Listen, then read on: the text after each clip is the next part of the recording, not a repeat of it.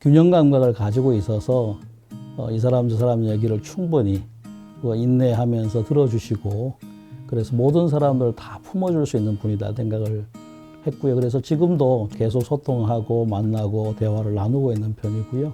사회적 약자들에 대해서 굉장히 관심이 많으시고, 본인의 역할이 있으면 대변해서 그 역할을 해주시고, 항상 그들의 이야기를 들어주시고, 그들을 위해서 누구도 나서지 않을 때 본인이 먼저 나서서 그 역할을 자처해 주시고 하는 것들을 여러 번 보았습니다.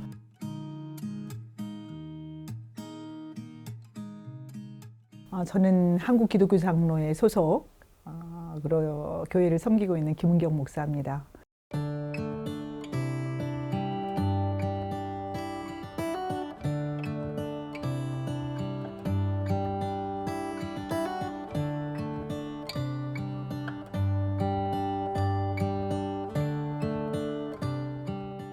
예수를 믿든지 안 믿든지, 그러나 우리 모두가 다 천지를 지으신 하나님, 그분의 다스림 안에 있다는 거, 이런 거를 이렇게 일깨워주고 싶은, 그리고 함께 하면서 그 부분을 보여주고 싶은 사람 중에 하나다 얘기를 하고 있고, 사실 이제 그렇게 살아가고 있는 거죠.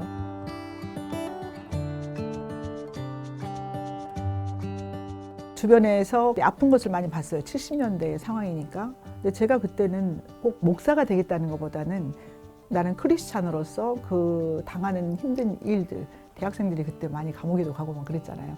정말 좋아하고 사랑하는 사람들이 어떤 제약을 받고 느끼는 걸 보고 감옥에 가서 고생하는 걸 보면서 그런 부분에 대해서 우산이 되어야 되겠다는 생각을, 그런 고백을 한 거죠. 이렇게 일선 기존 기성 교회에서 담임 목사라든가 이런 것보다는 아마 YWCA 같은 전제된 기관 목회를 생각했던 것 같습니다. 네.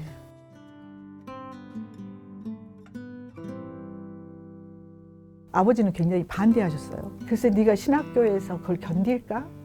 라는 그런 회의들은 했던 것 같아요. 저희가 이제 학교를 간다고 하니까 다들 이런 얘기를 나눴다 그러거든요. 야, 내기 한번 해볼까? 3개월, 6개월, 많이 잘 버티면 1년.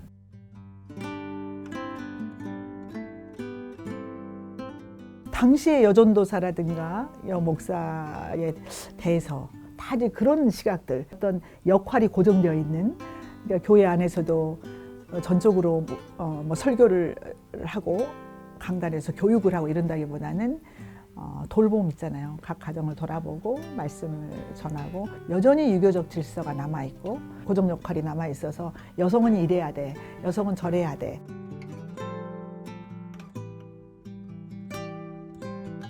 저도 좌절할 때도 있고 절망할 때도 있었지만 저를 붙들어주는 것은 스승이었고 옆에 있는 선배들이었고, 그리고 제가 또 이렇게 함께 하고 있는 돌봄의 대상이었는데, 오히려 그분들이 저에게 이렇게 인사이트를 또 많이 주기도 했었습니다. 네가 가는 게 옳은 거야, 바른 거야, 뭐 이런 피드백을 계속 받고 있었고,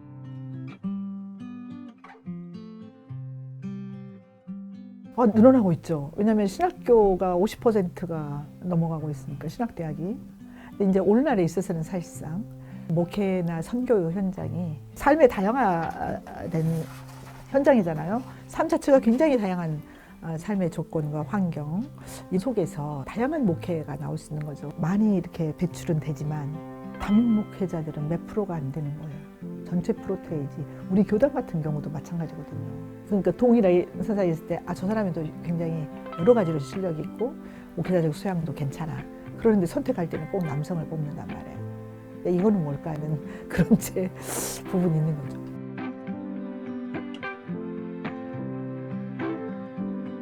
저는 개인적으로는 분명한 선택을 할 때는 분명하게 선택하고, 두려워하지 말라라고 말씀하고 싶고요. 그리고 그리스도의 인내로 끝까지 견디는 거. 네.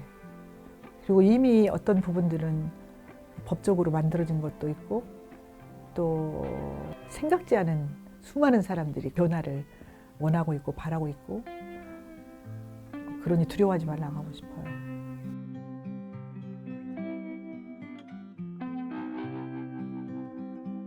저는 제가 이렇게 된 부분에 대해서 제가 특출하고 막 그런다기보다는 우리 사회 안에서의 변화에 대한 희구가 그렇게 강하지 않았을까 생각을 합니다. 실질적으로도 그랬을 것 같아요. 그러니까 제가 무슨 능력이 있는 것도 아니고 또 뭐 특별하게 사람들에게 뭐 보여줄 만한 세속적 성과를 가지고 있는 것도 아니고 그렇지만 아마 우리가 어떻게 변해야 되는지에 대한 희구나 변화에 대한 열망 같은 것이 저를 통해서 이렇게 표출된 거 아닌가라는 생각을 저는 하고 있는 거죠.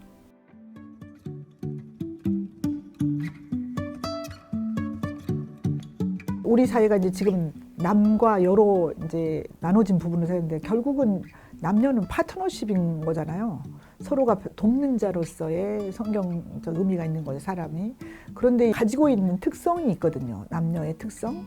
근데 그 특성을 꼭 그 남자이기 때문에 이런 특성이 있고 여자이기 때문에 이런 특성이 있다가 아니라 사회 속에서 양육되어지는 과정 속에서 딱 두 가지만 선택하게 만드는 남자와 여자.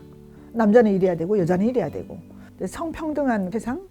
그런 것을 우리가 얘기를 하는데 어쨌든 세상의 모든 것에 차이는 있고 그러나 그것이 차별이 되어서는 안 되는 거잖아요.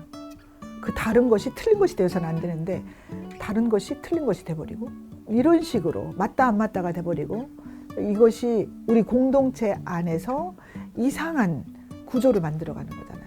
그런 차별에 대한 그 정체가 있는 거예요. 근데 그 차별은 어디서부터 시작됐을까요? 근데 그 차별을 어디서부터 시작되는가 하면 저는 해결도 쉽다고 보거든요. 내 안에 있는 작은 차별들이 무엇인지, 내 안에 있는 평화를 깨는 것, 내 안에 있는 이러한 평등을 깨는 요소가 무엇인지를 찾아야 되는 것. 그래서 그것을 위해서 평등하고 평화롭고 그리고 정의로운 것들이 이루어지도록 노력해야 되는 거죠.